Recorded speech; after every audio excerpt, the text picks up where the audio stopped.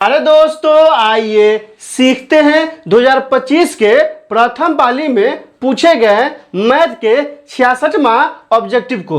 दोस्तों आप यहां देख रहे हैं यह सेट ए का 66वां सवाल है। क्या कहता है? त्रिभुज एबीसी समरूप त्रिभुज डीईएफ तथा बीसी बराबर 3 सेंटीमीटर ईएफ बराबर 4 सेंटीमीटर है।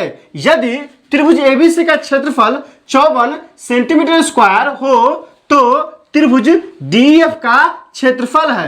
दोस्तों डिस्क्रिप्शन में क्या किया है, 3 प्लेलिस्ट लगा दिया है। पहला प्लेलिस्ट है 2025 के प्रथम पाली में पूछे गए मैथ के सवालों का। दूसरा प्लेलिस्ट है बिहार बोर्ड द्वारा जारी मैथ के मॉडल सेट का। और तीसरा प्लेलिस्ट है, चूंकि यह कहाँ का सवाल है, ज्यामिति का सवाल है, तो ज्यामिति का लगा दिए हैं। आप वहां जाइए, उन वीडियो को इत्मीनान से देखिए ताकि समझ बनेगा कि एग्जाम में किस तरह सवाल पूछा जाता है और आपको कैसे बनाना है। दोस्तों थेल्स पर में थेल्स का विलोम, पाइथागोरस का विलोम देखना नहीं भूलिएगा, क्योंकि ये कितना नंबर का आता है, 5 नंबर का आता है। आइए इस सवाल को हल करते हैं। यह क्या कह रहा है दोस्तों कि त्रिभुज एबीसी और त्रिभुज डीएफ क्या है, दोनों समरूप है। तो आइए सबसे पहले क्या करते हैं, 2 आकृति बनाते हैं। पहला आकृति क्या हो गया, ये हो गया त्रिभुज एबीसी हो गया। क्या हो गया दोस्तों, ए बी और सी।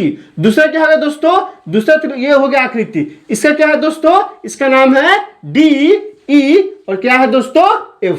दोनों त्रिभुज आपस में क्या है, तो दोनों त्रिभुज क्या है दोस्तों, आपस में समरूप है। और क्या दिया दोस्तों, बीसी दिया है 3 सेंटीमीटर, तो ये बीसी हो गया, इसका मान कितना है 3 सेंटीमीटर। फिर क्या है दोस्तों ईएफ, ईएफ कितना दिया है 4 सेंटीमीटर, तो ये कितना हो गया दोस्तों 4 सेंटीमीटर हो गया ईएफ। तो क्या कह रहा है त्रिभुज एबीसी का क्षेत्रफल क्या दिया है दोस्तों, इसका क्षेत्रफल कितना दिया है 54 सेंटीमीटर स्क्वायर। तो कह रहा है कि इसका क्षेत्रफल निकालिए। तो आइए हम लोग क्या करते हैं, किसका इस्तेमाल करेंगे दोस्तों, थ्योरम नंबर 7 का इस्तेमाल करेंगे। किसका, थ्योरम नंबर 7 का इस्तेमाल करेंगे।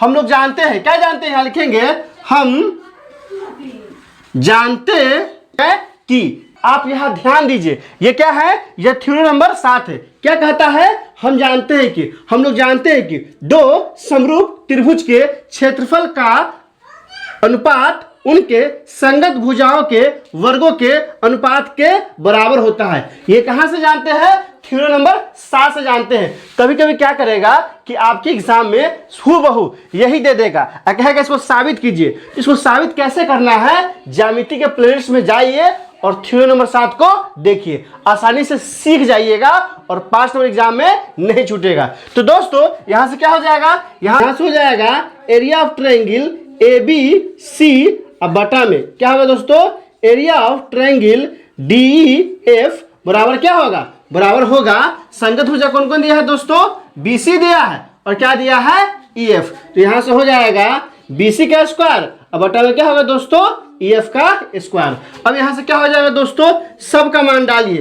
तो area of triangle ABC, ABC का मान कितना दिया है दोस्तों, तो यहां देखिए 54 दिया है। तो यहां से क्या हो जाएगा, यहां से हो जाएगा 54, अब बटा में क्या करना है दोस्तों, हमको area of triangle DF, DF का क्षेत्रफल क्या करना है, हमको निकालना है। तो ये एरिया ऑफ ट्रायंगल डीएफ जो का तो हो जाएगा, अब बराबर बीसी का मान कितना दिया है, तो बीसी का मान 3 दिया है। तो यहां से क्या हो जाएगा, यहां से हो जाएगा 3 का स्क्वायर, अब बटा में क्या हो जाएगा, तो दिया है ईएफ, ईएफ कितना दिया है 4 दिया है। तो यहां से क्या हो जाएगा 4 का स्क्वायर हो जाएगा। अब यह क्या होगा, ये तो जो का त्यो हो जाएगा, यहां हो जाएगा 54 और 54, अब बटा में कितना आ गया, area of triangle D E F, इसी का मान निकालना है। अब बराबर क्या हो जाएगा, 3 का स्क्वायर कितना होता है, 3 स्क्वायर 9 हो जाएगा और एक 4 का स्क्वायर कितना हो जाएगा दोस्तों 16 हो जाएगा। अब यहां से क्या करेंगे, तो तिरछा तिरछी गुना करेंगे। तो यहां से क्या आ जाएगा, यहां से हो जाएगा 54 गुने 16, अब बराबर क्या आ जाएगा 9 गुने एरिया ऑफ ट्रायंगल, क्या करेंगे तिरछा तिरछी गुना करेंगे। हमको किसका मान निकालना है, तो डीएफ का मान निकालना है। तो यह क्या हो जाएगा दोस्तों, 54 में 16 गुना होगा, तो 54 गुने 16 हो गया, ये बटा में है उधर जाएगा गुना में हो गया, तो 9 गुने एरिया ऑफ ट्रायंगल क्या हो जाएगा दोस्तों डीईएफ हो जाएगा।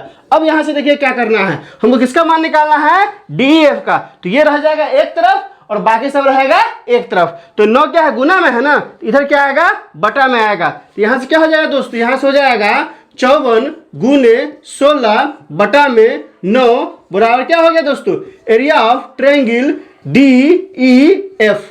यहां से क्या हो गया, 54 गुने 16 दिया था, तो 54 गुने 16 जो कहते हो गया। 9 क्या है, गुना में है, इस पर आएगा बटा में आएगा, तो 9 बटा में आ गया, यहाँ बटा में आएगा। इधर क्या बच गया, एरिया ऑफ ट्रायंगल DEF। तो यहाँ क्या हो गया, एरिया ऑफ ट्रायंगल DEF। अब यहाँ काट देंगे, 9 छक 54 और 16 छक कितना हो जाएगा, 16 85, 16 छक 96। तो यहाँ हो जाएगा 96 बराबर एरिया ऑफ ट्रायंगल DEF। अब यहाँ से किसका मान निकल गया दोस्तों, निकल गया एरिया ऑफ ट्रायंगल DEF बराबर क्या आ गया, 96 सेंटीमीटर स्क्वायर। यही क्या हो गया, हमारा आंसर हो गया। अगर ये सवाल 2 नंबर पूछेगा तो बिल्कुल हूबहू ऐसे ही बनाना है, खाली यहाँ क्या जोड़ देना है, यहाँ जोड़ देंगे अतः। अतः क्या हो जाएगा, त्रिभुज DEF का क्षेत्रफल क्या हो जाएगा दोस्तों, DEF का क्षेत्रफल कितना दिया आया है दोस्तों, तो क्षेत्रफल आ गया है 96 सेंटीमीटर स्क्वायर है। सिर्फ अतः में इतना जोड़ दीजिएगा, ये 2 नंबर का बन गया और पूरा का पूरा आपको नंबर मिलेगा। तो 96 किस ऑप्शन में दिया है, तो ध्यान दीजिए, ए में दिया है नहीं, ऑप्शन नंबर बी में दिया है। हमारा आंसर क्या हो जाएगा, ऑप्शन नंबर बी, 66 का होगा ऑप्शन नंबर बी।